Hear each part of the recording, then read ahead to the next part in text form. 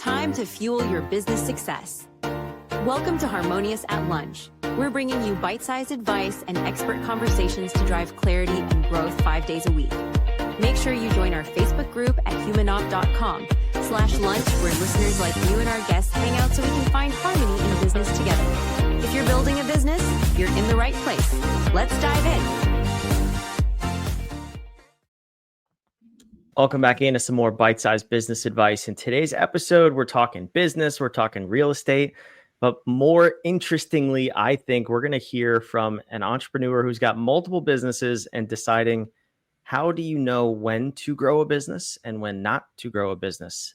Very fascinating to me. I don't think we've covered that topic on the show so far. So Jeff Peterson, welcome to the show and thank you for being here. Thanks for having me, Brandon. I was really looking forward to your podcast today. Well, you and the one listener are also looking for, I'm just kidding. We love our listeners and our subscribers, but this is a cool episode and a cool topic. We're going to get there, but I want to hear about your background because you have a number of businesses. You're in real estate development, you're in real estate rentals, and you have a lot going on. So tell me, how did you get this journey started? Because it didn't all happen overnight. No, it didn't happen overnight. It only took 82 years, but so it seemed like 82 years, right? But it's funny. So I did just write a book, and the reason for writing this book, which is Are We There Yet, was so that I could kind of tell of my journey. So it's kind of like a memoir. Even my children will say, well, how did you get started? What did you do? Where did you start this? And how I got started was actually opened up an upholstery shop, a reupholstery shop in the front bedroom of a 2-bedroom house that I was renting at the time to do reupholstery. And I did that on my 21st birthday. So it's been a minute. And that's how I started. When we talk about scaling business, reupholstery is not exactly one that's easy to scale. So I quickly realized, of course, that was not what I wanted to do the rest of my life. I mean, as I like to say, you can make a very good living in reupholstery. I mean, but it'll buy you a bass boat. It won't buy you a yacht. So you can write that down. That's the way it's going to be. So I would go with my friends, later on in life, I'd go with my friends, we'd go to Wrightsville and would hang out and walk the docks. And I would talk to different boat owners there, big yachts, nice yachts. And I never found anybody in the reupholstery business. As a matter of fact, everyone I found was in the real estate business. They were doing real estate.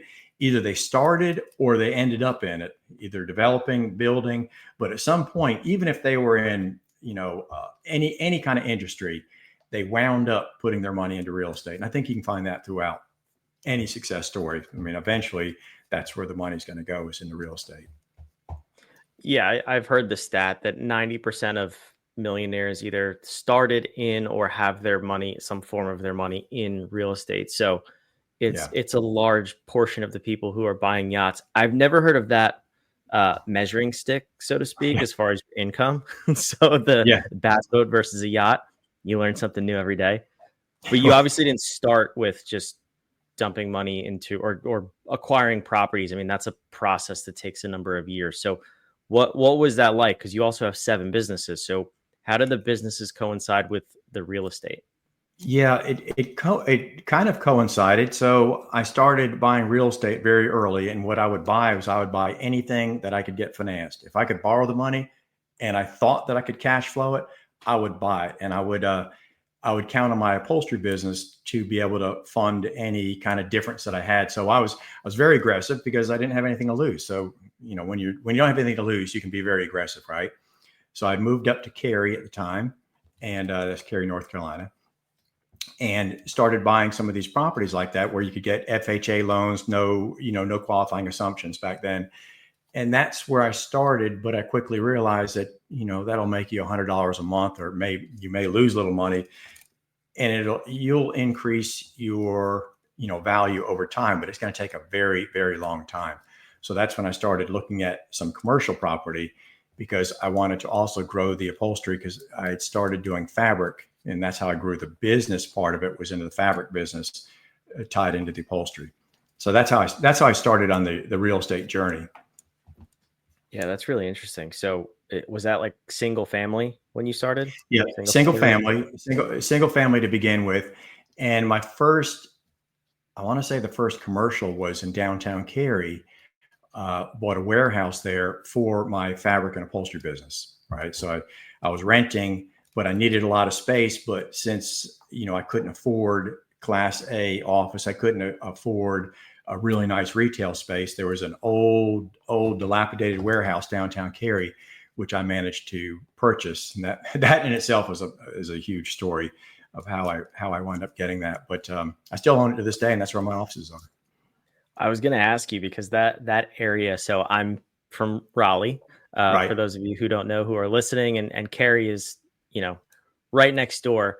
This area is exploding. I've only been here for 2 years, 2.5 years, but over the past decade, it's just blown up. So how much of your success is just right place, right time, and really good strategy? And then how much of it is like in the last decade or so, have you kind of seen the writing on the wall and just invested heavily? Yeah, I'd like to take credit for that. So look that far in advance. I've actually had my businesses there on Chatham Street for well over 30 years. And I've been waiting for downtown to explode for 30 years. And now it's exploding.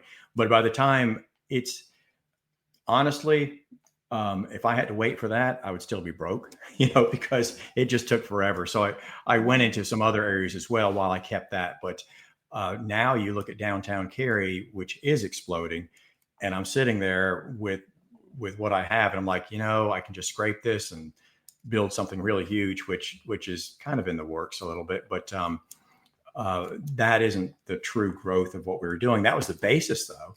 Because when we bought the warehouse, we also expanded and we took several. It was large enough to put 6 other businesses there, which we rented out.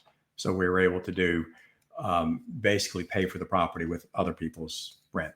Yeah, I guess that's the way of saying that's great. So then you have your business, you have single family. Fast forward to today, you have 7 businesses building huge buildings.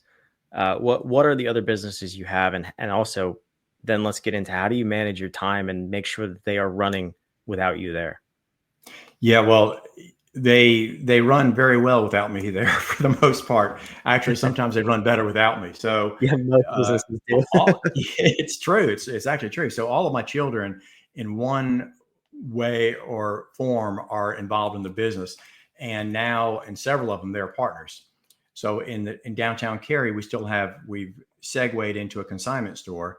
So we've got 14,000 feet of a consignment store, which is Peterson's Consignment Design. My daughter runs that. One of my sons also is there. So they run that business. I have nothing to do with it other than I have an office upstairs, thankfully, because that is a full-time, 100% career job.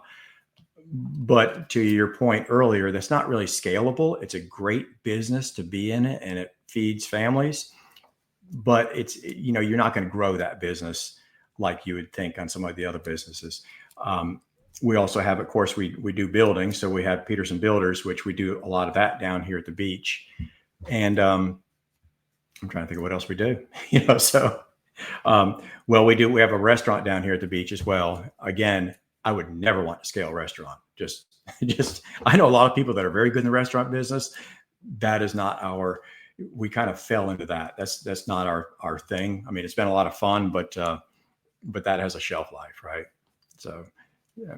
And then we have a salon down in Jacksonville, which we are expanding. That is scalable. That's very scalable. So we're doing our second one in Holly Springs. We're going to do a third one down here at the beach, and then we'll probably do one in Cary as well. That's awesome. Yeah. So let's get into this then, because this to me is really interesting. So consignment and restaurant, you have no desire to scale. Not that they can't be scaled by somebody, but for you, what are you looking at? What goes into making that decision, and how are you comfortable making that decision to not scale those? I think there's so many ways to make income. And right now I've made the income. I don't really need to, work that as a passion. And I think the best restaurant people, especially down here at the beach, the best ones are owner occupied, owner run. They live and breathe it, and they do fantastic. We do a decent job. We're not bad at it, but it's not our passion. And so when you take that, when you take a restaurant, for example, what are you ultimately going to be able to do? Can you do 2 million a year? Can you do, what can you do with that? But that's it. There's a ceiling on that because there's only so many people, the restaurant, the actual footprint is only so big and there's only so many people on the island. So you're not going to be able to scale that unless you opened up other locations. And if it's not your passion, I think there's better use of your time. So you need to pick a business that you think that can grow, but can also grow without you. And that's the key, is being able to grow without you. Yeah, that's a great point. And kudos to you for admitting that too, because a lot of people can't wrap their heads around, well, if I'm in business and it's not my passion, I can't say that out loud, right? Yeah. I think it's No, okay. I'll tell you, of all my businesses, the property is the passion. Property's always been the passion. The upholstery, I'm a very good upholsterer. I mean, that's how I started as an upholsterer. I haven't touched a piece of furniture in 20 years. But I'm very good at it and I love doing it, but you can't really make money at it. And the hardest decision I ever made in my career was to walk past the upholstery room and go straight to the office without working. So I'd have 6 upholsterers in there working, and I knew that I was, I could do it and I was good. And I felt like I was letting them down if I wasn't doing that. But that is not the way, for me, it wasn't the way you made your money. You made your money when you're in your office and where you're growing your business in other ways. But if you worked your hands too much, then you're in the weeds. So you have to get out of that a little bit. And I think for me, that was very hard. It was very hard to do. I think it's a huge psychological shift for everybody who actually grows a business is you start with a passion or at least a reason for you, whether it was passion or it was a form of income. It's either one's fine. But then to get to that next level, you have to get out of the way, which is just the natural evolution of a business. Is it the same conversation with, you said your daughter runs the consignment shop? Is it the same, Yes. Passion? She has a strong passion for it, very strong passion. And she does, she lives, eats and breathes it. She does the website. She does the social media. She actually helps me with my social media, but she is extremely good at it. And she loves obviously she loves doing it. Now, does she want to grow it any further? Probably not. I mean, I think that it's going to be a one-off location. When we're developing Peterson Station, which is the big mixed-use development we're doing in Holly Springs, at one point we were thinking about opening a second location of the consignment store there. And I kind of looked at it and said, this is so hands-on and it's so labor intensive. Do we really want to open another one? I mean, so there's 2 different ways to grow a business, right? Or 2 different reasons to grow a business. One is to say, hey, I think we can really do well. 2 businesses would be easier because you can share your resources. There's a lot of different things that are good. Or are you just doing it because of your ego? So you can say, hey, I now have 2 locations, or I got 4 locations, or I've got, 5 doors or 10 doors in property. So you can do it as a strong business decision, or you can do it for ego, and you have to know the difference. You have to figure that out real quick. Why are you doing this?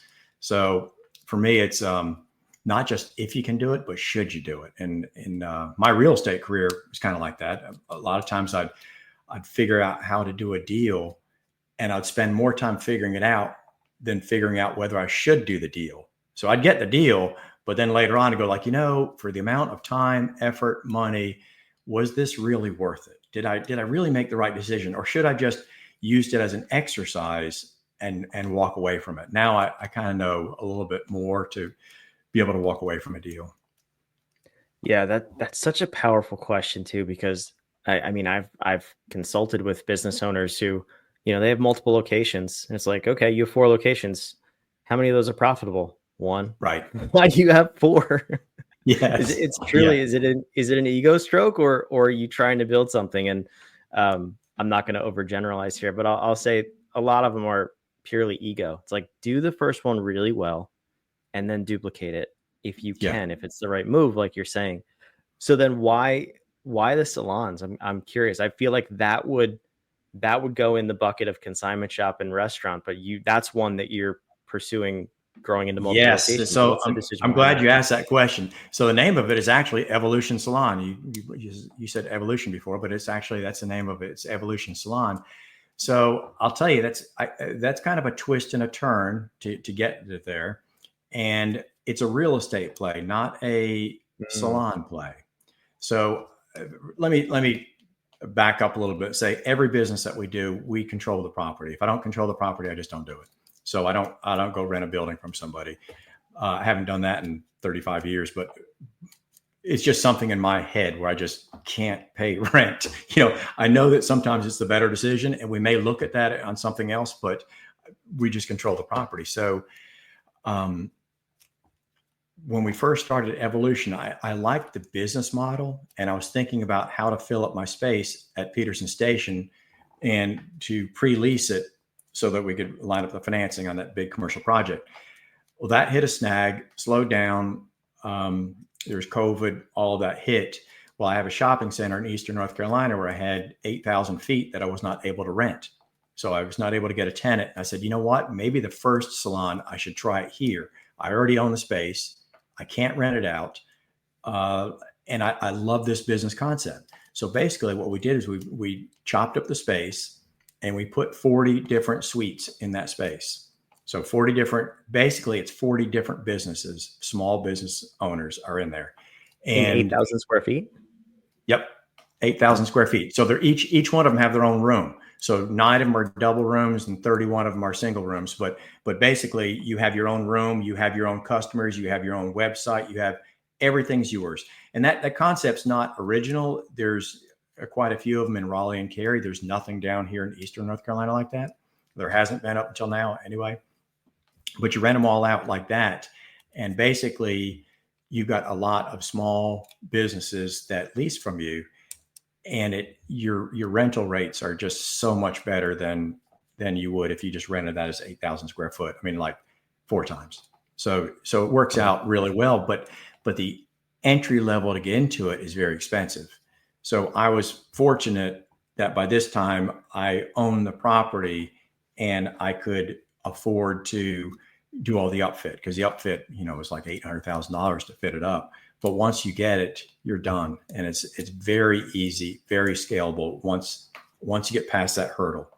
So that's why. And we're doing one in Holly Springs right now at Peterson Station, which is the mixed use development we're doing. So that's going to be even bigger. That's going to have 47 units in there, and we'll rent them all out. Same concept though. It's a big space. You're cutting it up into super small spaces.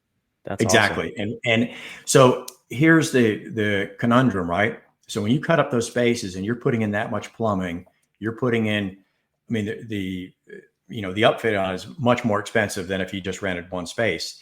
You are banking on that you are going to be able to lease these spaces out to. It's not just hairstylists. It's, it could be nails, it could be anything body related, massage, it could be barbershops, permanent tattoo. All of those people rent from you, but you're banking that you can fill that up. So because if you don't, it's going to be extremely expensive for you to, go backwards and fix that space for something else. So you have to know that you're going to be able to do it. Well, I'm curious, what's on a project like that? You don't have to give me the exact numbers, but a ballpark is really interesting. So if you had it at 8,000 square feet, your profit margin is such that it's probably got to be full the majority of the time. How many of these units need to be full for you to still be profitable on the space overall? Okay, out of 40 units, well, since I own the building, I don't need any rented. But no, truthfully though, so I charge myself rent. I as most property owners, if they lease the space back to themselves, they do lease it back to themselves. So I do that. Mm-hmm. Okay. So when I do that, I really only have to have like 10 of them leased. 10 out of 40. So yeah, 25%. That's awesome. That's all I have to have. That's your break even point. And as far as time commitment, I spend maybe an hour to an hour and a half a week on that. That's it. That's it. Great. And basically that's just running accounts receivable and making sure that everything's where it should be.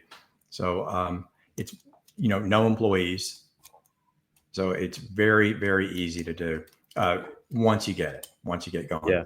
But the entry level, like I said, is very steep. So that's when I said scalable.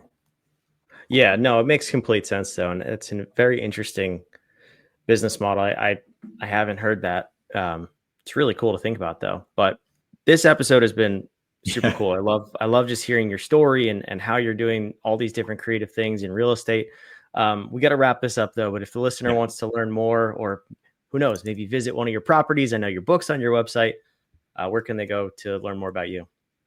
Well, they can go to the website, of course, or, I'm on LinkedIn and Facebook as well. They can just type in my name and I'm sure you'll be able to find me. But the website, and also, well, you've got Peterson Properties, but that's actually, I think it's right. It might be an S. No, that's right. Okay. I was looking at what you popped up there. Also, turtleshellrentals.com. So if you're in Raleigh, you probably have a lot of Raleigh-based listeners, local listeners as well. So we're down in Surf City with our short-term rentals. And that's a great place to go because you look us up on the website there and we've got some phenomenal properties, got a great team working too. So that works out really well. But also then, of course, if you want to pick up a copy of my book, the audio is going to be available next week or two, but it's called Are We There Yet? And it's a guide to conquering every twist and turn on the journey to success. And it involves a lot of how to and what you should do and how to start business. It's more, I would think, entry level for new entrepreneurs, new business owners. I think you'd find it very helpful. That's really cool. So the website's on the screen. It's down below in the show notes below. As far as the turtle shell rentals, I will say this. I don't know exactly where all of our listeners are from. I know we have global and we're everywhere, all across the United States. Yeah. I will say this though. Yes, I live in Raleigh, but if you want to go to a beach vacation, you don't go to Florida. You definitely don't go to the Northeast. That's where I'm from. I'm from Jersey. Don't go to that beach. You go to North Carolina beaches. They changed my life. First time I went down here was in Outer Banks. And I was like, this is a whole different kind of beach. It's very close for me. Yeah. Hawaii is still the best. I went there. You're just not competing with that. Yeah. North Carolina is a very close second for me. So if you're looking for a beach vacation, go check it out. The links will be in the show notes below. Well, you've got 2.5 hours door to door from where you are, which that's what made me decide on the Topsail area, for myself, for me, because it's just so easy to get to. Great. Yeah. I love it. Well, those of you watching, listening, go check that stuff out. Yeah. But it's good to have you here. Thanks to Jeff for stopping by. We'll see you on the next episode of Harmonious at Lunch. Thanks again for listening. Another episode of Harmonious at Lunch in the books. I hope this episode made you think and you grabbed some actionable ideas to propel your business. Don't forget to like, comment your takeaways, and subscribe wherever you're listening so we can help more entrepreneurs just like you achieve harmony in their life and business. For cutting-edge tools that bring clarity to your people and processes, check out humanoff.com to download our app today. See you next time.